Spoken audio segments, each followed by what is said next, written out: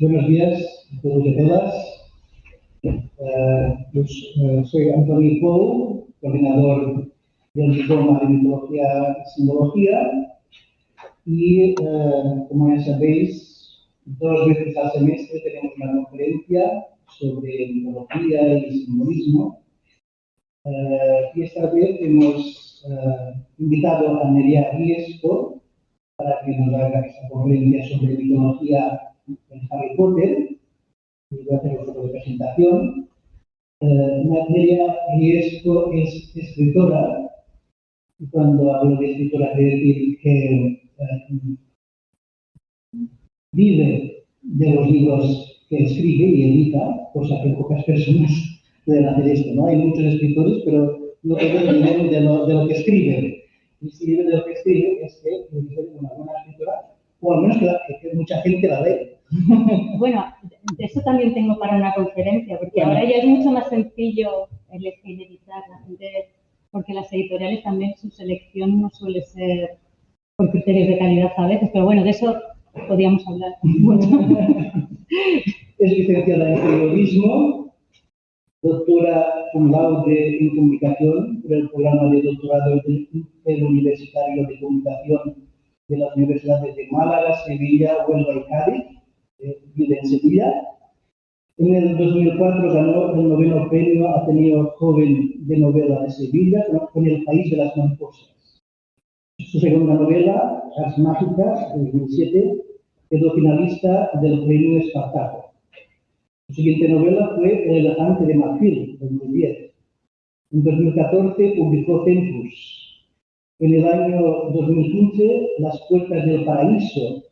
Y en 2018, Los lunes en el Ritz, que fue la primera novela que yo leí. Año en el que también sale al mercado su libro de relatos, Todo lo que sé sobre los dragones. En 2022 publica su novela La ciudad bajo la luna, con la que ha ganado el primer premio Fernando Marías. También en el 2022 publica el ensayo Mitología de Harry Potter.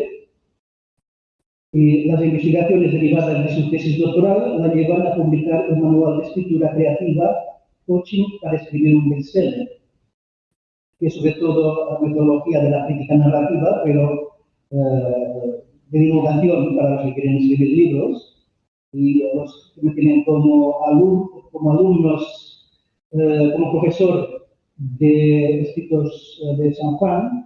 Saber que uso mucho la crítica narrativa para analizar el Evangelio de Juan, y por tanto también me gustó mucho leer este libro porque habla de lo mismo, de la crítica narrativa, pero aplicada a escribir libros, así como nosotros la aplicamos a analizar los textos del Evangelio de Juan, ¿no? Y es un libro de introducción a la crítica narrativa.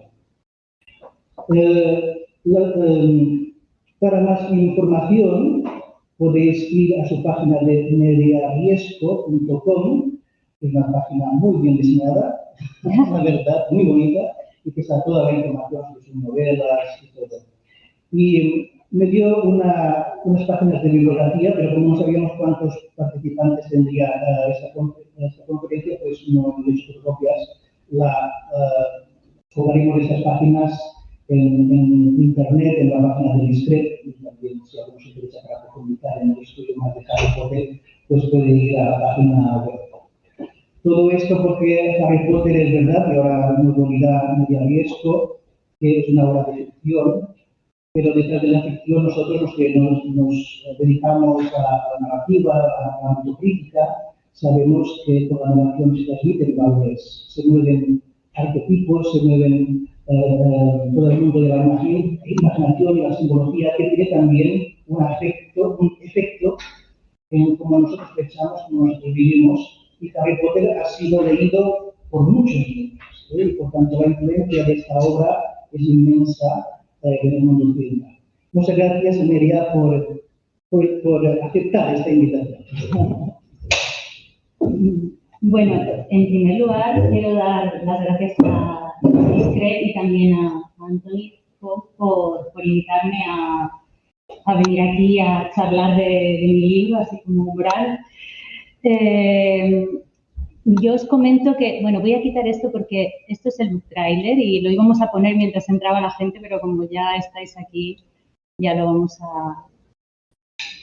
a dejar y voy a poner directamente la presentación. A ver si puedo, si acerto ahora con poner la pantalla completa. Bueno, pues parece que no, pero bueno. No sé. Bueno, os lo dejo así. Como os comento yo, en realidad mi tesis doctoral no trataba sobre mitología en absoluto. Mi tesis doctoral analizaba los libros más vendidos de la historia, los bestsellers. Y claro, inevitablemente tenía que acabar con una de las sagas literarias que más se ha vendido pues, entre el siglo pasado y este nuevo siglo XXI, que es toda la saga de Harry Potter. Cuando yo analizaba estos libros, lo que analizaba era, intentaba encontrar un punto en común con las novelas que más se habían vendido a lo largo de la historia y inevitablemente casi todas coinciden en que tienen una alta capacidad de conectar con el lector, hace que estemos empatizando continuamente con el protagonista de la obra, aunque el protagonista sea un caballero andante de principios del 17 o que, por ejemplo, sea un robot en las historias de Asimov. Somos capaces de empatizar con ellos y tenemos puntos en común con esos protagonistas que hacen que, aunque sean muy diferentes sus vidas, sus biografías a la nuestra, al final encontremos puntos en común. Analizando Harry Potter, más allá de que todos estemos deseando que nos llegue la carta de Hogwarts, no sé si a vosotros os pasa, a mí sí, más allá de eso, de que nos encantaría vivir en Hogwarts o tener las aventuras que ellos tienen, a pesar de que hay licántropos, de que entran trolls en los baños, de que hay arañas gigantes, todo eso nos da igual, nosotros queremos ir a Hogwarts. Una de las cosas que hace que conectemos con la historia de Harry Potter es que tenemos muchos puntos en común con ellos. Y cuando estaba, aquí os lo pongo, ¿no? Los muggles y la gente mágica no somos tan diferentes en realidad.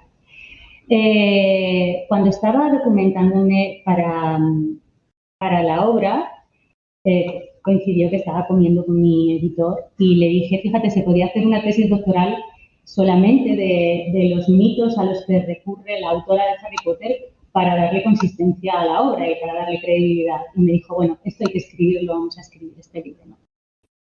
El caso es que, aquí os ponía, a ver, sí, que al final lo que hace J.K. Rowling es meter en ese caldero mágico en el que los grandes escritores cocinan sus historias, pues mete un poco de esto, de mitología romana, de leyendas de la India, de folclore británico, de ritos celtas, de fábulas del antiguo Egipto, de leyendas de la China, de mitología griega. Va mezclando todo este tipo de cosas que resuenan con nuestra propia historia, con las cosas que a nosotros nos han contado, los relatos que nos han contado.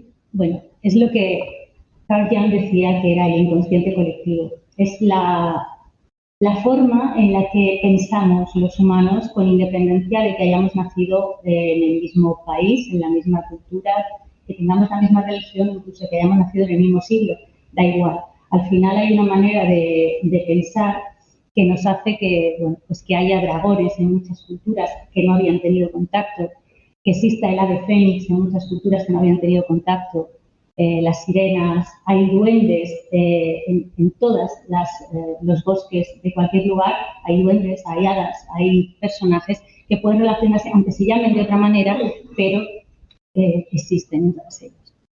Entonces, esta es la división que tiene la obra, mitología de Harry Potter. Yo lo dividí en animales fantásticos, en seres extraordinarios, en objetos mágicos y en adivinación. Todas ellas, como os digo, tenían mucho que ver dentro de la obra, pero también mucho que ver dentro de nuestra propia idea, nuestra propia idiosincrasia. Tienen esa conexión con los niños que estudian en Hogwarts y con nosotros. Pero yo, para esta conferencia, me voy a centrar en las dos partes superiores, que son animales fantásticos y seres extraordinarios, que ya en su momento me me creó un poco de conflicto porque era a veces complicado dividir entre que era un animal fantástico y un ser extraordinario.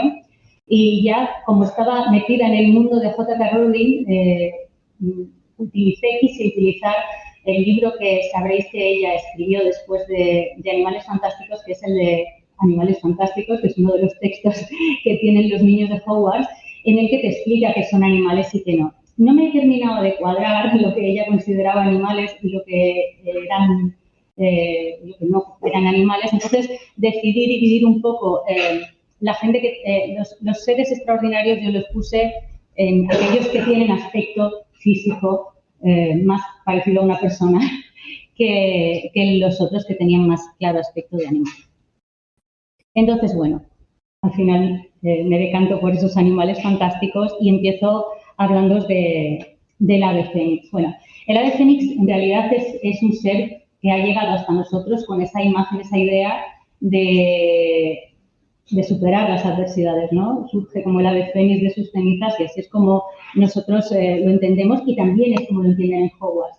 El ave fénix de Dumbledore, bueno, Dumbledore su animal es el ave fénix, pero además la orden del fénix es ese ejército que él tiene y demás. Bueno, incluso su patronus también es un ave fénix.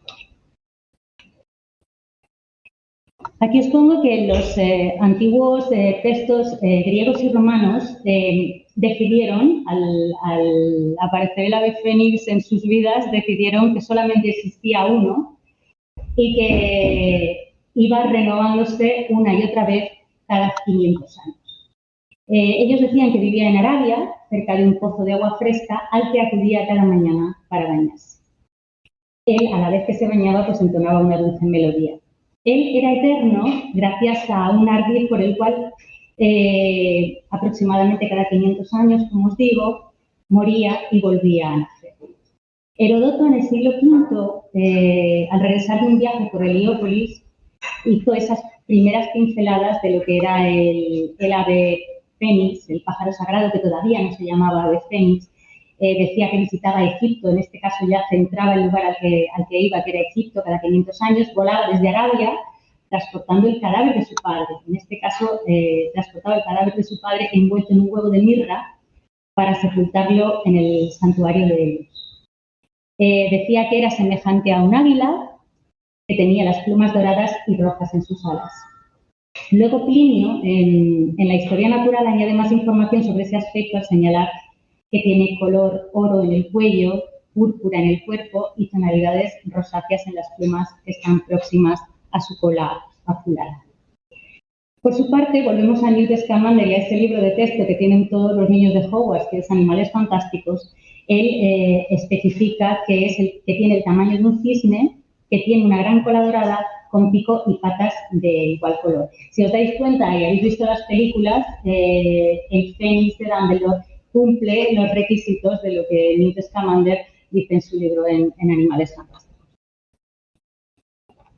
A ver, y luego, bueno, os digo también que el poeta Ovidio fue el primero que decidió el nombre, el que dijo por primera vez que los asirios le llamaban fénix. Y además habló de qué se alimentaba. Él decía que se alimentaba de incienso y de jugo de amono y además seguía incidiendo en que tenía 5 siglos de vida, vivía 500 años, tras los cuales construía ese nido. Esta imagen sería adecuada como él lo describía. Construía un nido con las ramas encima de las ramas de una encina o en la copa de una palmera. Lo hacía con hierbas aromáticas y demás, y cuando ya llegaba su momento de morir, pues lo que hacía era colocarse encima, sacudía mucho las alas, se prendía fuego, se prendía también el nido y entonces acababa muriendo, pero envuelto en ese dulce aroma porque todo eran plantas aromáticas y demás. De ese montoncito de cenizas era de donde se surgía el ave fénix. Luego, más adelante, Plinio hacía la descripción de lo que ocurría en ese periodo en el que moría el viejo fénix y nacía el nuevo, ¿no? decía que de los huesos y de las médulas de ese primer fénix surgía una larva que al crecer se convertía en esa hermosa ave. Si veis aquí, esta es la evolución, ¿no? Primero están las cenizas, se hace esa larva y de la larva surge el que será luego ese fénix maravilloso. Y luego ya en las etimologías, Isidoro de Sevilla dice esto: cuando se ve anciana reuniendo ramitas de plantas aromáticas, que es lo mismo que decía Ovidio, forma una pira y puesta sobre ella mirando los rayos del sol, fomenta el fuego con el movimiento de sus alas, se consume y sale viva de nuevo de sus cenizas. Si os fijáis, la primera vez que Harry ve al fénix de Dumbledore está en ese trance. De hecho, Dumbledore hace un comentario, dice, bueno, ya llevaba unos cuantos días un poco con mal aspecto, entonces ya era hora, ¿no?, de que este pobre animal pues acabará pues eso, prendiéndose fuego, ¿no? Precisamente esa cualidad renovadora que tenía el fénix hace que también en Egipto, lo que hablábamos antes de esa conexión, ¿no?, entre culturas diferentes, historias diferentes, al final había también una conexión aquí y hay una relación entre el fénix y esa idea de muerte y renacimiento que, como todos sabéis, está tan intrínseca en el mundo egipcio, ¿no? Y ellos tenían, bueno, el culto a este ave que se llama Benú y que bueno, pues aparecía representada en muchas pinturas sepulcrales. No sé si se puede ver un poco mejor. A ver. Así. No sé cómo ponerlo en pantalla completa, pero Pero bueno, la magia del fénix además no solamente se ciña a esa capacidad que tiene de resucitar, que ya de por sí es bastante sorprendente, ¿no? También en la antigua Roma creían que de las cenizas de fénix se hacía un bebedizo que podía resucitar a los muertos. En la Edad Media, esa alegoría se adaptó al simbolismo cristiano como representación de la muerte, la resurrección y la vida eterna. Y luego alquimistas como Paracelso o Nicolas Flamel, que también aparece en la primera entrega de la saga, relacionaron el proceso de transformación del animal con ese que permitía transmutar los metales vulgares en oro. Incluso es posible que también en la elaboración de la piedra filosofal. Y por eso en algunas boticas aparece como símbolo, por todas estas relaciones de los productos mágicos que surgían en torno al fénix, empezaron en algunas boticas a colocar su imagen en las puertas. Luego también esto lo retoma J.K. Rowling, aunque ella es muy inteligente a la hora de añadir estos ingredientes. Ella siempre es muy consciente de que esta obra la dirige a un público más joven, que no tiene por qué tener duda esta información. Y entonces ella simplemente desliza estos conocimientos. Esto es un poco una novela, como decía Shrek, perdonadme la referencia tan sesuda que voy a hacer ahora mismo, pero es un poco lo que decía Shrek, ¿no? Esto es como una cebolla, esto tiene capas. ¿Sí? Entonces tú te vas quedando en la capa que quieres y te puedes leer Harry Potter quedándote simplemente con la aventura de los niños y el mundo mágico y ya está bien. O sea, yo soy una gran defensora de leer por puro placer. Pero si uno ya quiere encontrar la parte interesante de la obra, igual que pasa con Tolkien, ¿no? El profundizar en las capas que nos está ofreciendo la autora, pues vemos esta información que ella va deslizando. Entonces, ya sabéis que las varitas mágicas, de las que no vamos a hablar hoy, pero también podemos hacer una charla, las varitas mágicas te eligen a ti, tú no eliges a la varita. Y en las varitas de Ollivanders, que es la persona que mejor hace varitas mágicas en el mundo de Tolkien, muchas de ellas tienen muchas de ellas, no, en concreto dos, la de Harry y la de el Señor Oscuro, el de que no debe ser nombrado, Voldemort. Las dos tienen dentro una pluma de fénix. Tanto la de Harry como la de Lord Voldemort tienen dentro una pluma de fénix que además, como ya hemos sabido, solo hay un fénix y el fénix lo tiene Dumbledore, entonces es la pluma de fénix de Dumbledore. y es la que elige a Harry, como os decía. Bueno, esto es una vez más una muestra del inconsciente colectivo del que hablábamos antes de Carl Jung, porque también hay un fénix en el mundo oriental, se llama Feng Duan. Mi chino es un poco así, pero seguro que más o menos se dice así, y en muchas representaciones se ve a este ave fénix luchando contra un ave. Se ven en diferentes ocasiones, ¿no? Lo haremos, perdón, espera, lo Sí. pongo algo más grande ya está. Ah, vale. Desde vale. casa sí que lo ven en grande, pasa que Vale. aquí como estamos grabando, pues está. Vale, vale. Sí, porque así se ven las letras. Vale, genial. Pues el Feng Yuan no es el ave fénix, es el dragón que está luchando. Pero si os fijáis, os he puesto una imagen en la que Fox, que es el ave fénix de Dumbledore, o sea, el Feng Yuan no es el dragón, es el ave fénix. Quería decir que aparece con un dragón, de los que luego hablaremos después.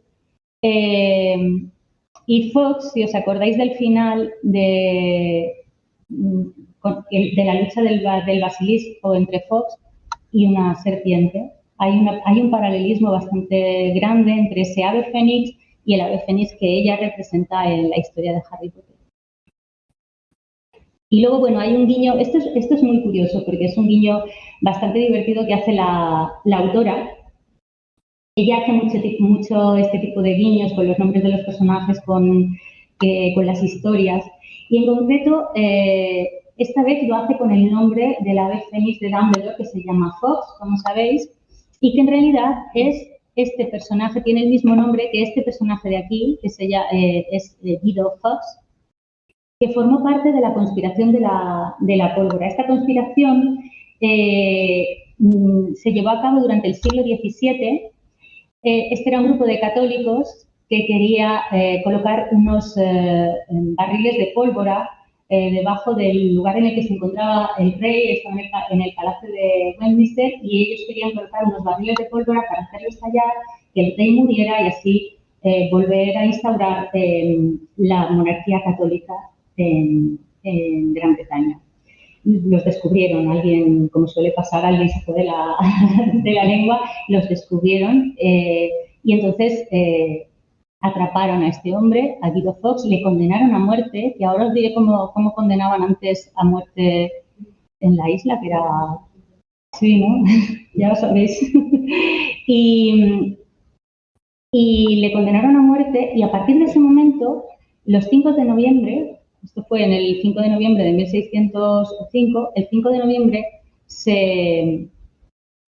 bueno, este es el castigo que se hacía a los culpables de alta traición a la corona. Eran arrastrados, ahorcados y descuartizados, en ese orden. O sea, no te descuartizaban y luego te arrastraban y te ahorcaban. Tiene importancia esto de cómo el orden en que lo hacían. Y luego ya si te habías portado muy, muy mal, ya te hacían cosas muchísimo peores, pero a él no llegaron a hacerle nada de esto porque él se tiró desde una ventana. Entonces, no llegaron a hacerle todo esto, pero desde entonces, la noche de Guy Fawkes, que se llama así, no sé si la conocéis, pues se conmemora ese fracaso del atentado y se prende fuego a estos monigotes con el aspecto de Guido Fawkes, de Guy Fawkes, y se tiran fuegos artificiales y todo lo demás, con lo cual tiene mucha relación, si veis el sentido del humor británico de J.K. Rowling, tiene mucha relación con el ave fénix de Dumbledore, que como es un ave fénix, pues se prende. Y también esa cara, la cara de Guy Fawkes, se ha convertido en la máscara esta que vemos de V de Vendetta y de Anonymous, o sea, como una especie de rebelión contra las instituciones, en fin. Esto no tiene mucho que ver con la mitología, pero es el guiño de la autora de utilizar nombres, lo hace mucho, ¿no? Por ejemplo, Draco Malfoy tiene una relación. Ella hace muchos guiños de este tipo y este me parecía que era divertido más que nada por el asunto del fuego, pero bueno. Ahora os hablo de los centauros. Bueno, los centauros, según la mitología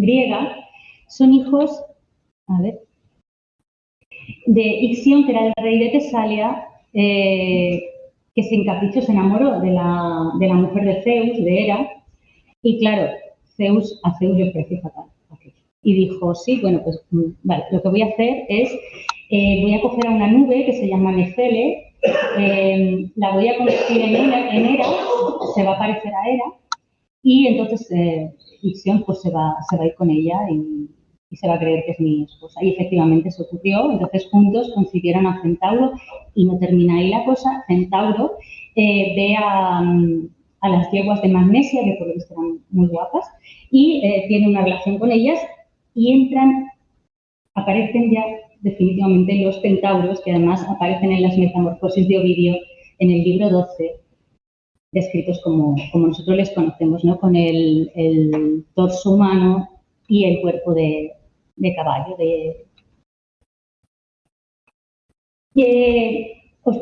Os decía que esta historia, que parece muy romántica y demás, al final, bueno, pues hubo quien dijo, ¿cómo va a ser eso? Eso no puede ser así. Y entonces dijeron, en realidad a quien definen los centauros son a los habitantes de Tesalia, que eran un poco montaraces, iban siempre a caballo, eran muy agresivos y demás, y entonces se hizo esa comparativa, ¿no?, con el torso humano, el cuerpo de yegua, de caballo y demás, y así fue como pasaron a la historia. Y es un poco lo mismo que pasó cuando los españoles llegaron al Nuevo Mundo y se empezaron a hacer esas crónicas de indias y demás, contaban esa misma historia, ¿no? Que las personas que veían llegar a esas otras personas subidas en un caballo no diferenciaban, o sea, pensaban que era una unidad, era el caballo y la persona eran el mismo ser, ¿no? Y aquí, bueno, pues os pongo este trocito de la historia del descubrimiento y conquista de Perú, que habla precisamente de esa escena, ¿no? Dice, a no ser por un accidente burlesco que, como refieren los historiadores, sufrió uno de los jinetes. O sea, se dieron cuenta cuando pasó esto. Este consistió en una caída de caballo que asombró de tal manera a los bárbaros que no esperaban semejante división de lo que parecía un solo y único cuerpo, que llenos de consternación se retiraron y abrieron paso a los cristianos para que volviesen a sus grupos. Entonces, esto es un poquito lo que dicen, lo que insinúan que puede ser lo que pasaba para este punto germinal de los centauros, ¿no?, que dio origen a la leyenda del centauro. Entonces, bueno, os pongo aquí esa parte también en la que empieza ese origen de la leyenda del centauro, que es cuando los habitantes de Tesalia, que eran estos hombres tan bárbaros y tan aguerridos, fueron a la boda del rey de los Lápitas e intentaron raptar a la novia, ¿no? Aquello se vio fatal también por parte del rey de los Lápitas. Los centauros se pelearon con los humanos, surge ahí la centauromaquia. Y hay muchas escenas de centauromaquia, si os fijáis, a lo largo de la historia del arte, las podemos ver en muchas ocasiones. Esta es en un plato, pero bueno, también podemos ver en las metopas del Partenón, también aparecen muchas veces estas escenas en las que hay centauros peleando con humanos. En el frontón occidental del templo de Zeus también están. También los pintores clásicos se unieron a la idea de representar esta centauromaquia. Esto es el rapto en el momento dado de los centauros, como veis, y el novio ahí persiguiendo a la novia ahí. Y esta representación se repite muchas veces en la historia del arte. Y es interesante esa pelea que los centauros tienen con los humanos, porque si habéis visto y habéis leído Harry Potter, sabréis que en la historia los centauros que viven en el bosque prohibido de Hogwarts no se llevan bien con los humanos, que se respetan en cierto sentido, pero no se llevan bien. Ese es un guiño también que hace la autora con la historia real. Luego, más adelante, no todos los centauros se peleaban y eran montaraces y eran agresivos ni nada por el estilo. Les había, bueno, pues que les gustaba la diversión y que no les parecía mal tampoco juntarse con los humanos. Y entonces hay muchos representados también acompañando a Dioniso, pues eso, como va Dioniso, con sus cosas y sus vinos, sus copas y sus cosas y demás, y están tocando el cuerno, la lira y divirtiéndose. En ese punto no parecen llevarse mal del todo con los humanos, ¿no? Y otro de los que tampoco se lleva mal con los humanos es uno de ellos, que es Quirón. Quirón es particularmente culto porque le ha adiestrado Apolo y Artemisa, y además se convierte, no solo él es culto, le gustan los humanos y se convierte en maestro de muchos de los que están llamados a ser héroes, como Aquiles, como Hércules, como Jasón. Si os dais cuenta, esta imagen de aquí es Harry con la versión de Quirón en Harry Potter, que es Firenze. No sé si os acordáis de él. Más adelante, Firenze se convierte en profesor. De hecho, sus otros compañeros del Bosque Prohibido le pegan, le castigan por haberse convertido en profesor, por haberse dejado subyugar por los humanos. Hay una escena en la que tienen que huir y Quirón lleva en su lomo a uno de los humanos y los demás se enfadan porque ha hecho eso, ¿no? Como si fuera un caballo normal. ¿Cómo te atreves a hacer esto? Y hay un momento dado en el que él es profesor de Hogwarts. Esto no aparece mucho en las películas, pero hay un momento dado en el que cuando a la profesora Trelawney le echan ella daba astrología, adivinación, le contratan a él, o sea, le contratan. No sé cómo se hacen los contratos en Hogwarts, pero le llaman para ser el profesor. Y entonces los compañeros, los centauros que están en el bosque con él, le patean y él aparece lleno de moratones porque están enfadados porque ha hecho que, o sea, es como que se ha sometido a los humanos, ¿no? Y aquí veis a Firenze adiestrando también al llamado a ser héroe, que es Harry. Y también lo vemos en otras, ya sé que es mitología de Harry Potter, pero claro, este guiño se hace también en otras obras y me parecía interesante porque en Percy Jackson también aparece Quirón adiestrando a los llamados a ser héroes también. Esta es la película y no sé si habéis visto la serie, que ahora Quirón es este señor que ya va con traje, el otro es como más montaraz, pero en la serie nueva ya va con traje muy arreglado.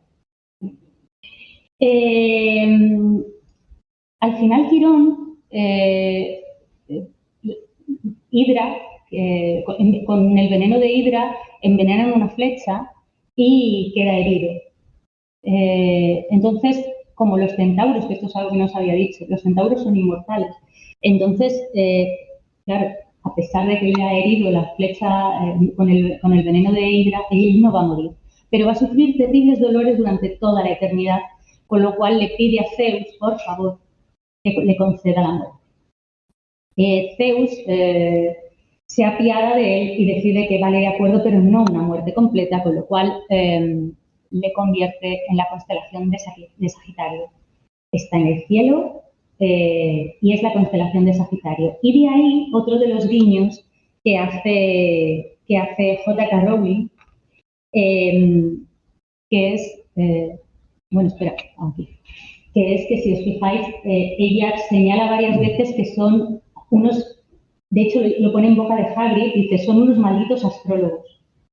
No les interesa nada que estén más bajo de la luna, porque ellos miran al cielo. Hay conversaciones, si os acordáis, tanto en la película como en el libro, hay conversaciones en las que a lo mejor Harry o cualquiera de ellos les saludan y ellos dicen, sí, la luna parece que dice tal cosa. Ellos están a su aire, hablando de las estrellas y de la luna, y tiene que ver con esto también. Es otro de los guiños que la autora hace a esa historia de lo que le ocurre a Quirón. Y bueno, en el bosque, J.K. Rowling no nos dice cómo se reproducen estos seres, porque en el bosque prohibido ya veréis que no veis a ninguna hembra de centauro. Pero realmente a lo largo de la historia sí que se habla no de centauras, sino de centauridas. Aquí hay una, en un mosaico greco-romano hay dos de ellas. Yo creo que la que está en medio también debe ser una una hembra. En la película de Disney, en fantasía, también las vemos. Y hay obras literarias de Ovidio y de Shakespeare en las que también se habla de ella. Con lo cual, sí que existen las centauridas, pero no aparecen en la obra de J.K. Rowling. Uy, qué despacio va. Pero, qué tensión. No sé si deciros, son los unicornios. Bueno, pues los unicornios también tienen una historia bastante interesante que se cuenta también en los libros de Harry Potter. Aparecen más en los libros de Harry Potter que en las películas de Harry Potter, la historia de los unicornios. También viven en el bosque prohibido, si os acordáis, y es otro de esos seres que aparecen en diversas culturas, en diversos folclores aparecen los unicornios. Este, por ejemplo, está en el Palacio de Darío, en Susa, en Irán. A ver. Aquí aparecen más unicornios, también este, que es el unicornio chino, está anunciando el nacimiento de Confucio. O sea, hay muchas leyendas que hablan de seres, no los llaman unicornio, pero que son similares a un unicornio en diferentes culturas. Bueno, el primero que los ha documentado para Occidente, para la cultura occidental, fue un médico, el médico griego Ctesias, que en el siglo V a.C. dijo que existían en los reinos de Indostán una especie de asno salvaje que decía que era así, decía que era muy corpulento, muy veloz, tan grande como un caballo, de cabeza roja, cuerpo blanco, ojos azul oscuro, de carácter fuerte y esquivo. También tenía, que era lo que más destacaba obviamente, un cuerno de 45 centímetros en medio de la frente, que era blanco en su base y negro en el centro y rojo fuego en la punta, en el extremo. Y que además, y esto es importante, el cuerno tenía propiedades mágicas. Esto es importante porque a partir de ahí todo el mundo quería hacer un unicornio, claro. Una vez separado ese cuerno del cuerpo, se convertía en una copa y todo lo que se echara en la copa, aunque tuviera veneno, desaparecía. El cuerno era como capaz de, como el antídoto para todo lo malo. Y también curaba lo que ellos llamaban la enfermedad sagrada, que era la epilepsia. O sea, que imaginad, todo el mundo quería un cuerno de unicornio, porque en aquella época estaba a la orden del día que te envenenaran. O sea, que eso se usaba mucho. Luego, Aristóteles también retomó esa historia del asno indio, que era como lo llamaba Ctesias, en su obra, que además era biológica, que se llama Partes de los animales, y Julio César además decía que los bosques de Germania estaban llenos de unicornios. Luego Plinio el Viejo habla de ellos en su Historia Natural y les llama monoceronte, que es un término griego que es similar al unicornio, ¿no? Y él dice esto, dice, sin embargo, la fiera más salvaje es el monoceronte, similar al caballo en el resto del cuerpo, con la cabeza de ciervo, en los pies al elefante, en la cola al jabalí, con un mugido grave, un solo cuerno negro en el centro de la frente, el cual sobresale 2 codos. Dicen que esta fiera no puede ser capturada viva. Eran muy agresivos, no podían ser capturados vivos. Eran agresivos hasta tal punto que utilizaban el cuerno como una espada, con lo cual era terriblemente difícil atrapar un unicornio, a pesar de lo cotizados que estaban, claro, imaginad, con un cuerno de semejantes características, pues todo el mundo quería uno.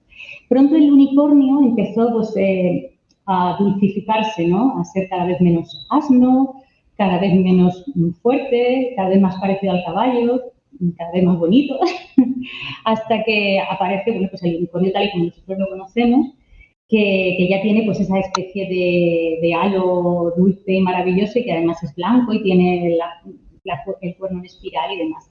J.K. Rowling añade, eso es de su propia cosecha, que las crías, o sea, cuando los unicornios son todavía pequeñitos, son de color dorado, que con 2 años de edad ya se vuelven plateados y que a los 4 años es cuando les sale el cuerno.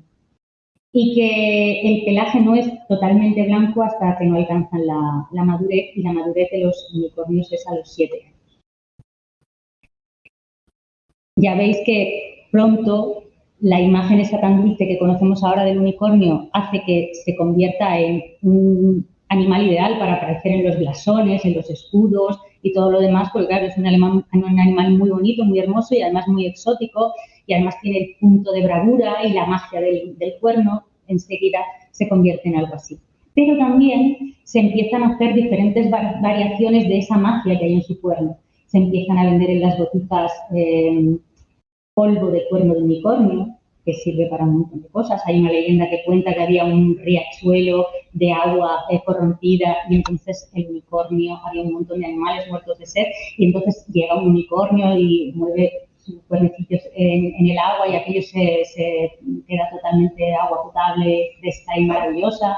Entonces, claro, aquello ya iba generando un interés muy grande por el cuerno de unicornio y se empezaba, bueno, pues a vender. Si no tenías dinero suficiente como para comprarte un cuerno de unicornio, que no sé si habéis estado en algunos castillos europeos, ahí está el cuerno de unicornio colgado porque lo tenía algún rey, ese cuerno de unicornio. Entonces, si no tenías la suerte de disponer de un cuerno de unicornio, había boticas en las que te vendían una botellita de agua en la que habían sumergido el cuerno de unicornio. Esto era real. La botellita de agua en la que habían metido el cuerno de unicornio. Te vendían el agüita en la que se había sumergido el cuerno de unicornio o el polvito del cuerno de unicornio. Esto también se cuenta en las tiendas del callejón Diagon, también se vende productos del cuerno de unicornio. Os acordaréis de que hay un momento determinado en el que no debe ser nombrado se mantiene vivo gracias a que succiona la sangre de un unicornio. Porque, como les dice Firenze, el centauro de antes, la sangre del unicornio te mantiene con vida, aunque estés al borde de la muerte, pero no consigues una vida de verdad, consigues media vida, una vida que está maldita, ¿no? Entonces, como os decía, en las calles del callejón Diagon, alrededores del callejón Diagon y en el callejón Diagon te venden cuernos de unicornio plateados, a 21 galones, en fin, carísimo todo esto. Y también lo que es el cuerno de unicornio sirve para los pelos de unicornio, por ejemplo, en este caso, sirven para estar en el interior de las varitas mágicas. La de Cedric tiene un pelo de unicornio. La que se le rompe a Ron también tiene un cuerno de unicornio. La de Draco también tiene un pelo de unicornio. Y de hecho, la de Draco cambia la lealtad, si os acordáis, cuando pasa a Harry. Cuando Harry se hace con la varita, se cambia su lealtad en las reliquias del amor. Y esta historia es bastante, a mí me produce un poco de tristeza porque realmente cuando empezaron a perseguir a los unicornios y demás, se hizo muy importante saber dónde encontrarlos y cómo conseguirlos, ¿no?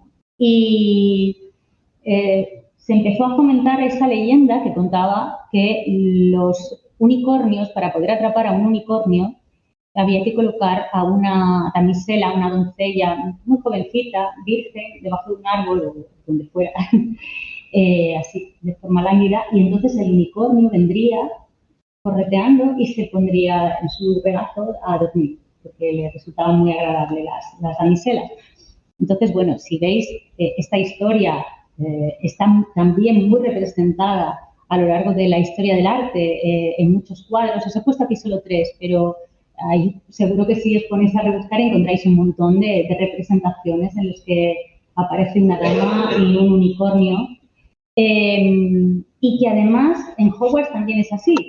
En los libros, no aparecen en las películas, pero en los libros ella cuenta que los unicornios que hay en el bosque prohibido prefieren la mano femenina, prefieren a las niñas de Hogwarts, que se acerquen a ella las niñas de Hogwarts. Bueno, pues lo que hacían los cazadores era colocar de señuelo a una damisela para que viniera el unicornio, se colocan en su regazo y entonces aparecían, bueno, aquí os he puesto más, en este caso esculturas o bajorrelieves y demás, representaciones de damas con unicornio. Y entonces lo que hacían los cazadores, esto me da mucha pena, lo que hacían los cazadores es pues ir allí es que mirad la cara de los pobres unicornios, bueno, y así los cazaban. Así es como se conseguía esa cantidad de cuernos que vosotros, ya os comento que hay muchas cortes, muchos castillos en los que aparece ese cuerno de unicornio colgado de las paredes del castillo y demás, para uso y disfrute de reyes y todo esto. Claro, ¿qué pasó? Que llegó el siglo XVIII y porque hasta ese momento aparecían en los libros de historia natural totalmente la presencia de los unicornios, los describían y todo lo demás. En el siglo XVIII pues alguien dijo, a ver, ¿quién lo ha visto? Pero de verdad, no me lo han contado, yo tengo un cuñado que me dijo, no, de verdad, ¿quién lo ha visto? Y ya, bueno, pues nadie. También empezaron los barcos balleneros a adentrarse más en el mar y empezaron a ver al narval y entonces dijeron, uy, ¿cómo se parece el cuerno que tiene este animal a los que están colgados por ahí? Y entonces a partir de ahí, a partir de ese momento, pues se decidió que ya en el siglo XIX ya se decidió relegar a los unicornios a los libros de fantasía y bueno, hasta ahí han llegado a nosotros, aunque sabemos que viven en el bosque prohibido de Hogwarts. Otro de los animales que también me resulta muy interesante, se lo venía comentando a Tony hoy, digo, fíjate, es curioso porque J.K. Rowling sí que es verdad que lanza un montón de pistas en su libro, que como os decía antes, tú te quedas en la capa que quieras, evidentemente.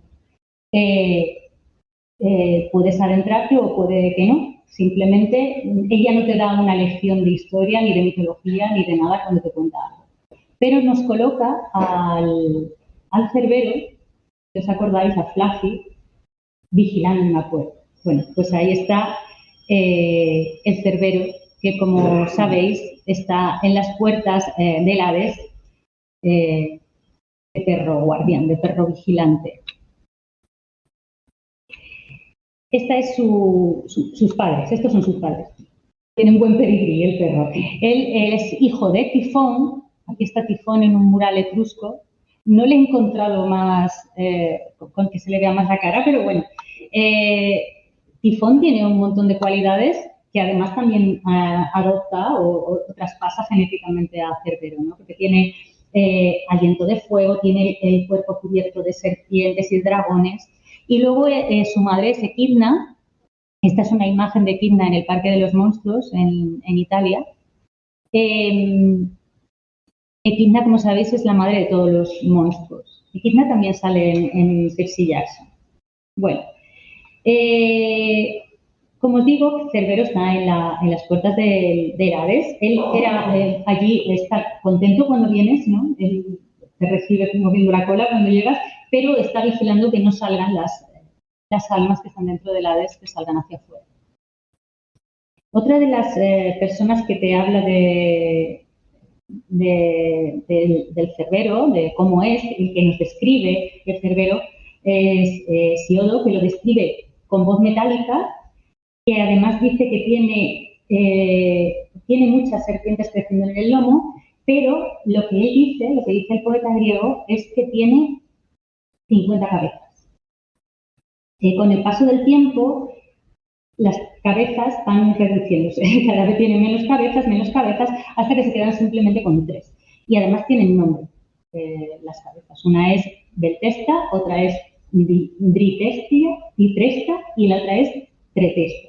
O sea, cada una tiene un nombre. Virgilio habla de sus 3 gargantas y Ovidio de su triple ladrido, con lo cual ya está como definiéndose claramente a partir de ellos que son 3 las cabezas que tienen. Y Dante, en la Divina Comedia, lo coloca en el círculo donde están los glotones. Porque, claro, viene bien que tiene 3 cabezas, ¿no? Y está es como un símbolo del apetito incontrolado. Entonces dice, tiene los ojos, él lo describe así, tiene los ojos rojos, los pelos negros y cerdosos, el vientre ancho y las patas guarnecidas de uñas que clavan los espíritus, les desgarra la piel y los descuartiza. Cerbero cerró sus impuras bocas, cuyos ladridos causaban el aturdimiento de las almas que quisieran quedarse sordas. Pues ahí estaba también Cerbero en la Divina Comedia de Dante. Jorge Luis Borges, que tiene un libro muy, muy interesante que se llama El libro de los seres imaginarios, habla del Cerbero y dice que la reducción del número de cabezas se debe a la mayor comodidad de las artes plásticas. Que 50 cabezas es demasiado para estar haciendo representaciones de él y que aquello se fue reduciendo por eso. Cerbero aparece también en los 12 trabajos de Heracles o de Hércules, en una de las ocasiones. Ya sabéis que Heracles, que Hércules tiene muchos trabajos que hacer. Uno de ellos es pues eso, enfrentarse al Cerbero. Entonces consigue sacarlo del Hades y lo lleva al mundo de los vivos.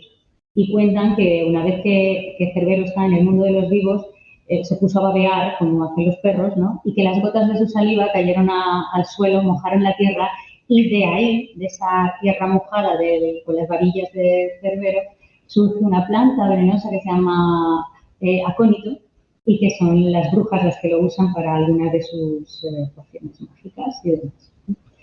Bueno, no solamente fue Hércules o Heracles el que sacó a Cerbero del Hades, también Orfeo, si os acordáis, consigue vencerlo de alguna manera, ¿no?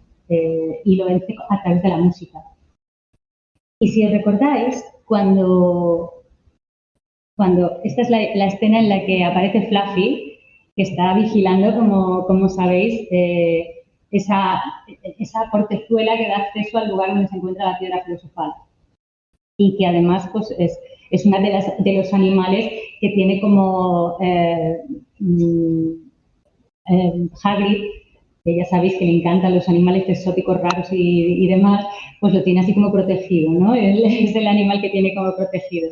Esta es la vez que tanto Harry como Hermione y Ron se encuentran con el perro de tres cabezas y lo describen.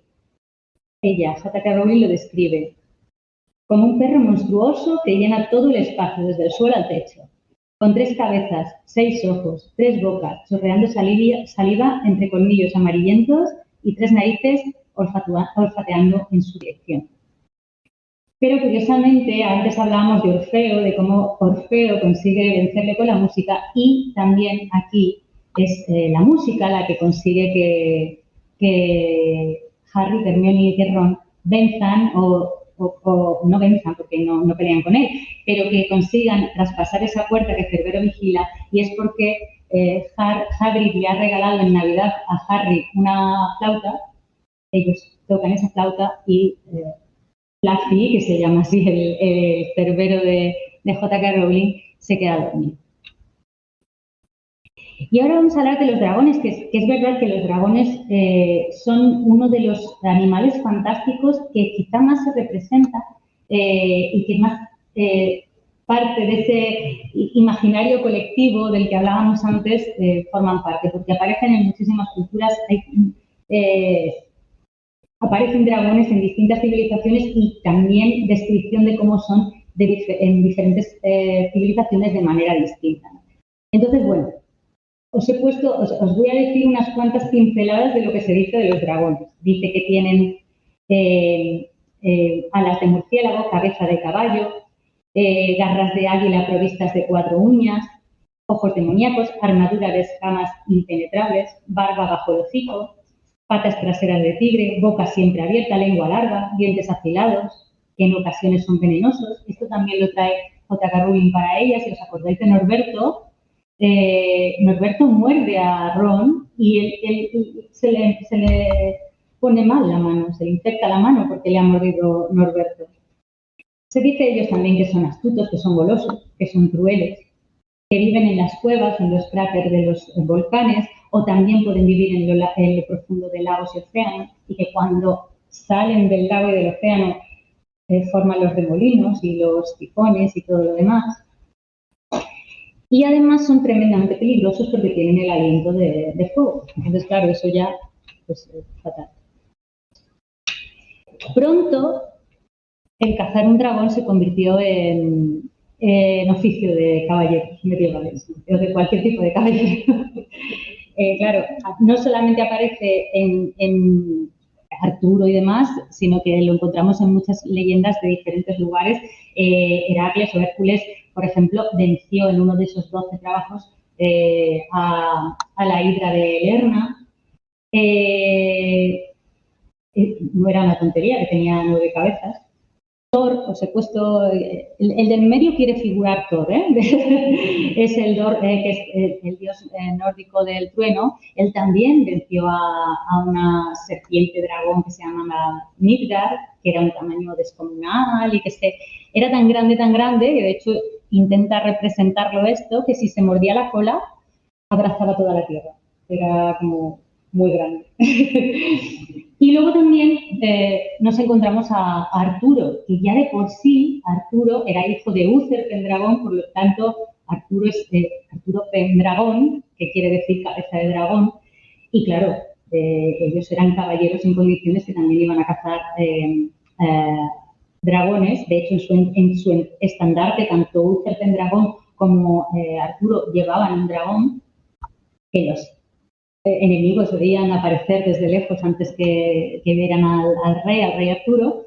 Y luego se cuenta que Lancelot y Tristán cazaron tantos dragones a lo largo de su carrera de caballeros que fueron en realidad los que hicieron que se extinguieran los dragones. Aunque bueno, nosotros como leemos Harry Potter pues sabemos que no, que los dragones siguen ahí. Y de hecho hay una escuela para criar dragones y toda la historia. A lo largo de Antes me estáis preguntando por algo de relación con la Iglesia y demás. Esta historia es muy interesante porque en la Edad Media aquello fue derivando en la caza de dragones, el dragón se fue convirtiendo como en la imagen del diablo, el mal y demás. Y muchos santos aparecen representados en diversas escenas de arte matando al dragón o venciendo al dragón, ¿no? Tenemos a Jorge, a San Miguel Arcángel y demás. Pero bueno, la madre de dragones, exactamente la de verdadera en mi... ¿Cómo se llama? La de Juego de Tronos. Sí. Bueno, pues no es Santa Marta. Santa Marta es la verdadera madre de dragones. Ella entró a una cueva en la que había un dragón, entró con un crucifijo y salió con el dragón, con una de las cintas de su vestido, se la ató al dragón y lo sacó como un perrito por aquí. Y aparece muchas veces la Santa Marta con el dragón. Ahí la tenéis, pues ya domesticadísimo, encantado de la vida de irse con ella. Y luego es curioso también porque en el Oriente el dragón no es tan, bueno, no es que no sea tan, sino que es bondadoso. El dragón es una figura que cabalga así un poco entre el ángel y el león. Es una cosa parecida, ¿no? Junto con el unicornio, el fénix, la tortuga y el unicornio son los 4 animales mágicos, los dragones. Entonces, el trono del emperador se llama el trono del dragón, el rostro del emperador era el rostro del dragón, y cuando el emperador fallecía se anunciaba que había ascendido al firmamento a lomos de un dragón. Luego, además, dicen que ellos son los que producen la lluvia, ¿no? O sea, hay un dragón hoy, porque está revolviendo las nubes, están en las nubes revolviendo y empieza a llover. Entonces, los labriegos, los agricultores y demás lo tienen como un animal benefactor para el campo, ¿no? Luego, en la historia natural de Plinio el Viejo, que ya sabéis que yo le nombro mucho porque es muy interesante su historia natural, pues él dice que los dragones en verano beben sangre de elefante. porque está más fresquita.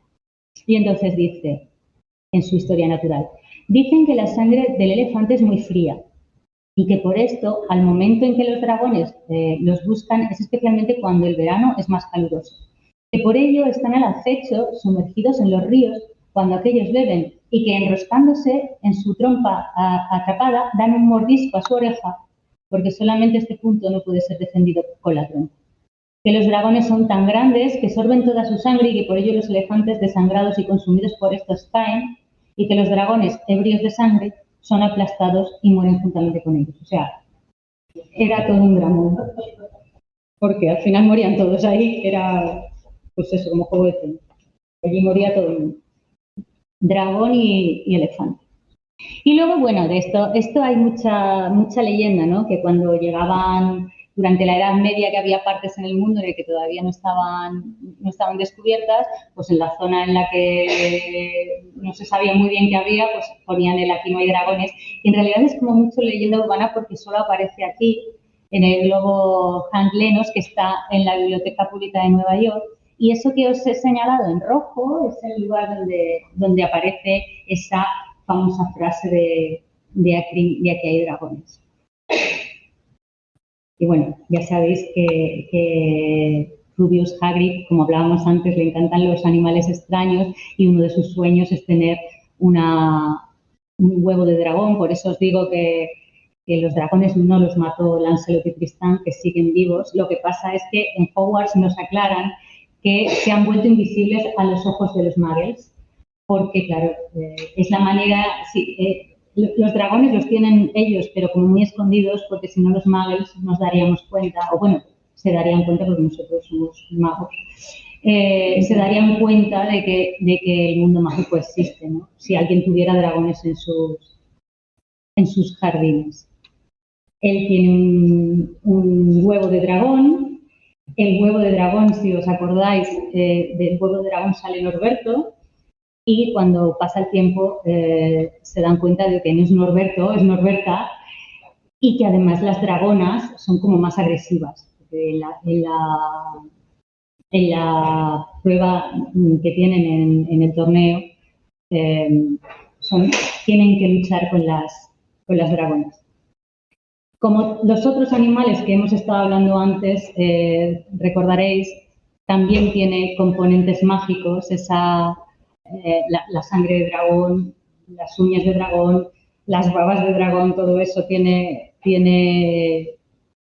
utilidad mágica. Es un poco como el cerdo, todo sirve en el dragón para hacer cosas mágicas. Incluso en China nos podemos encontrar fórmulas magistrales en las que está la draconita, que es una piedra que se puede encontrar en el cráneo de los dragones. Los huevos de dragón sirven para remediar la melancolía. Su semen solidificado se identifica con el jade, y el polvo de los huesos de dragón tiene efectos afrodisíacos, así que todavía hay mucha gente vendiendo cosas de dragón. Y también eso lo retoma J.K. Rowling, y en las droguerías del Callejón Diagon se vende hígado de dragón a precios, madre mía, insospechados. Y además uno de los logros de Albus Dumbledore es, ya sabéis, curar los 12 usos de la sangre de dragón y curar esa fiebre de dragón. Otra de las características que se coge, que tanto lo hace suyo J.K. Rowling, es algo que ya aparece en el poema épico, en el Beowulf, que cuenta, es un poema de la Inglaterra del siglo VIII, donde hay un dragón que custodia el tesoro en el interior de una cueva, y que hay un salteador que entra y le roba una copa de plata con incrustaciones de piedras preciosas y demás, y que, bueno, ya sabéis, cuando hablas un poco de Tolkien y sabes un poco su historia, ya sabes que él era un gran admirador de este poema y que tenía un grupo con el que hicieron las traducciones y los estudios de este poema, y claro, inevitablemente os acordáis de Smaug y de su cueva y de la afrenta de entrar y demás. J.K. Rowling se hace suyo también toda esta historia Y entonces en Gringotts, en el banco de los magos, como ya sabéis, está custodiado por dragones. Lo dice Hagrid. El banco está administrado por duendes, pero el interior, que según dice Hagrid, ocupa toda la parte baja de Londres, está habitado por los dragones, que son los que vigilan. De hecho, esta imagen que os he puesto es del parque de Orlando, en el que el dragón está en lo alto del edificio que hace de Gringotts. Y bueno, otra de las cosas que le apetecía a J.K. Rowling hacer era, quería que Hogwarts tuviera un escudo al estilo de los colegios ingleses, en los que abajo pues figura una frase inspiradora para los jóvenes estudiantes y demás. Y entonces el suyo es en latín, ella usa mucho el latín para darle esa sensación de antigüedad y de magia a los textos, y lo que pone es: nunca hagas cosquillas a un dragón dormido. Ahora vamos con la esfinge. La esfinge es un tema bastante curioso porque en las novelas aparece, pero en las películas no. Entonces, me gusta mucho hablar de ella porque también es otro de esos iconos que se ha ido transmitiendo de cultura en cultura y que muchos han hecho suya. La primera vez que se tiene constancia de ellos es en Egipto, y muchas de esas representaciones son con la representación del faraón, como una señal de autoridad. Se la relacionaba con el Nilo, con la riqueza del Nilo, con la crecida del Nilo y demás, con lo cual se les consideraba un ser benefactor. De hecho, hay una avenida, si os acordáis, que son las crioesfinges. ¿Se me está dando tiempo? 5 minutos. No, es que yo hablo mucho. Soy muy abuela cebolleta. Y entonces las llamaba crioesfinges porque tienen la cabeza de carnero. Habéis visto esta imagen, ¿no? Bueno, voy a dar un poco de prisa para ver si nos da tiempo a terminarlo. Aquí os he hecho la representación. Esta es la esfinge más famosa. Os he puesto la estela del sueño. Si recordáis, la historia cuenta que, es una historia de un faraón que llegó a reinar porque le había había ido a la caza y a cazar, y entonces la esfinge estaba cubierta de arena hasta el cuello. Se quedó dormido a la sombra de la esfinge y la esfinge le despertó en un sueño y le dijo: bueno, si me quitas toda la arena, conseguiré que seas faraón. Porque en realidad él no era el primero en la línea sucesoria, y eso hizo, lo consiguió, fue Tutmosis, y colocó esta estela del sueño debajo de sus piernas. También es hijo de Tifón y de Equidna. Como sabéis, Equidna es la madre de todos los monstruos. Y luego fue navegando, del Nilo pasó a Grecia, ya se convirtió en la esfinge que conocemos más, con rasgos más femeninos, y se enfrenta a Edipo. Si os acordáis, a Edipo le pone un acertijo, que es cuál es el ser que tiene 4 pies por la mañana, 2 al mediodía y 3 por la noche, pero que contrariamente a la generalidad de los seres existentes es tanto menos rápido cuantos más pies utiliza al caminar. Es el ser humano, ¿no? Porque primero utiliza 4 pies, luego 2 y luego 3 porque va con un bastón, ¿no?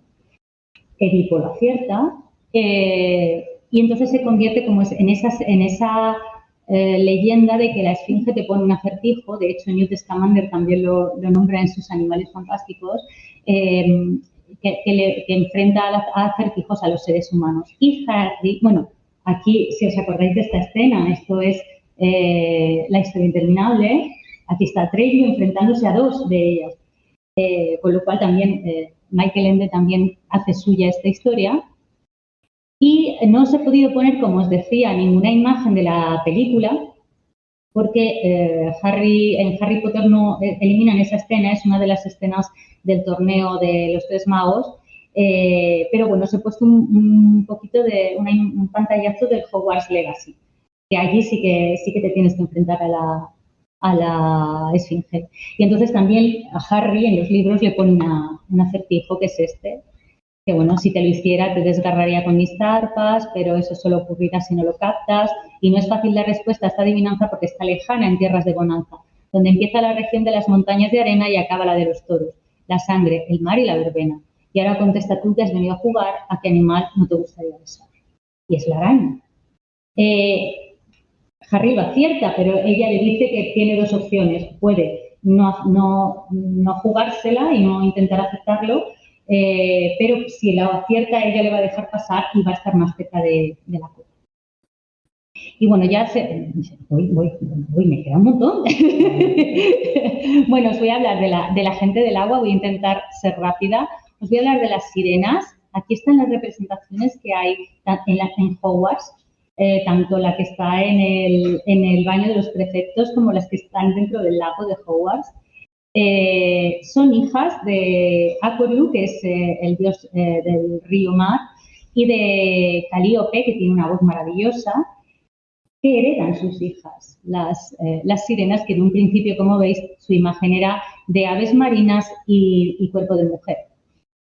Las musas, como ellas cantaban muy bien porque lo habían heredado de la madre, las musas se pusieron muy celosas y entonces les arrancaron las plumas, las malas de ellas. Y entonces ellas, muy humilladas, se retiraron a las islas Sirenusas, que exactamente aquí, a Gallo Lungo, que fijaos la forma que tiene, y dijeron, pues este es nuestro lugar, porque tiene forma de delfín. Acordaos de esta imagen del Ulises, en el que él se hace atar a un mástil para no oírlas, porque la voz de ellas es seductora y hace que los marinos se estrellen contra la costa. Él ha hecho que sus marineros se tapen los oídos con cera y él se ata al mástil para que no les seduzcan con sus cantos. Esto lo sabe por Circe. Es Circe la que le ha avisado de esto que va a pasar.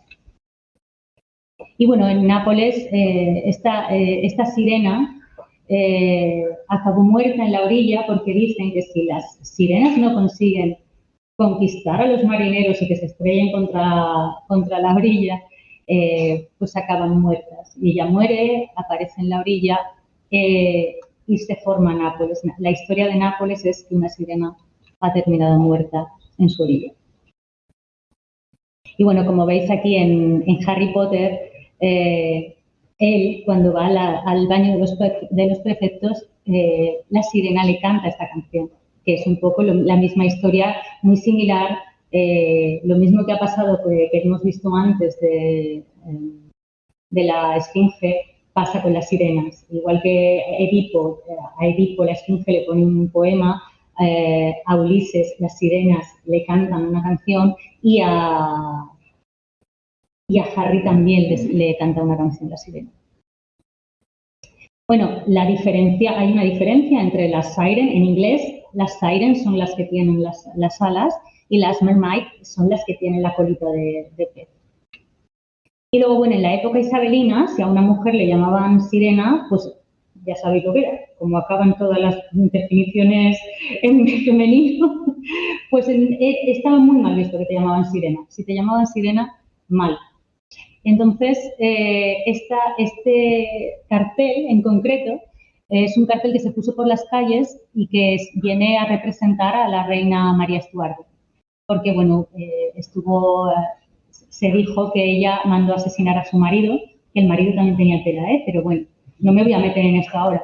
Pero dicen que hizo asesinar a su marido, y entonces la representación es la de ella. Ella tiene cuerpo de sirena, dicen que lo que lleva en la mano es un látigo porque era de ordeno y mando.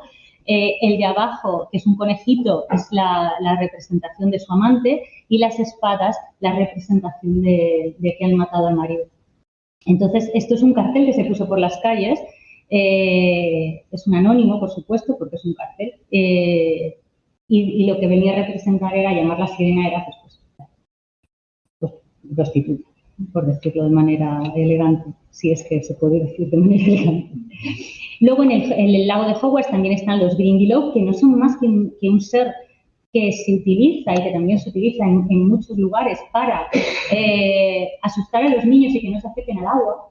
Les dicen que están estos animales este es el nombre que tienen las Islas Británicas, pero en cualquier lugar, bueno, pues te dicen que hay un ser que si te acercas al agua te va a arrastrar con él. Y también está el kappa, que es la misma versión en japonés, y que os he puesto una foto de la película de Animales Fantásticos porque en Hogwarts no los vemos en el libro. En el libro sí aparecen los kappas, los tiene el profesor Lupin, pero no aparecen en las películas. Y el kappa es un ser, es un demonio de agua japonés que tiene la misma misión que el Grindylow, que es que los niños no se acerquen al agua. Y que, bueno, os voy a enseñar. Lo que tiene en la cabeza, arriba de la cabeza, es como un plato. Y entonces ahí tiene que haber agua. Si no tiene agua en el plato, se muere. Entonces este ser es, bueno, os voy a decir, este ser es bastante agresivo. Lo que más le gusta comer a este ser es un hígado humano. Entonces, claro, no te viene bien encontrarte con un kappa. Pero hay maneras de librarte de él. Una de ellas, hacerle una reverencia, es japonés. Entonces él también tiene que hacerte la reverencia. Y entonces se le cae el agua. Y como no puede estar sin agua en el plato, pues se tiene que meter agua otra vez. Esa es una manera. La otra manera es esta, que me vais a evitar que os diga qué representa, ¿no? Esta es la manera en la que ellos se van porque no les parece nada bien. Esto les molesta muchísimo. Les asustan también los fuegos artificiales. Y otra forma es darles pepinos, porque le gusta el hígado humano y los pepinos. Entonces, las familias ponen su nombre en un pepino y lo tiran al agua. Y ya el kappa agradecido no te come ni a ti ni a tu familia. Y a partir de ahí aparece el kappa maki. El kappa maki viene de aquí, de este duendecillo, de este animal de agua. Y bueno, ya me voy a quedar aquí, sí, porque si no me enrollo mucho. Pero bueno. Te vamos a invitar otro día. Sí, esto se alarga un montón. Pero porque me enrollo muchísimo. Es que es inmenso. Sí. No, había muchísimo para contar porque realmente el libro es muy interesante desde el punto de vista de las capas que hablábamos antes, ¿no? De ir profundizando y ver todas las leyendas que te puedes encontrar ahí. Pero bueno, ya me callo. Muchísimas gracias. No, gracias a vosotros.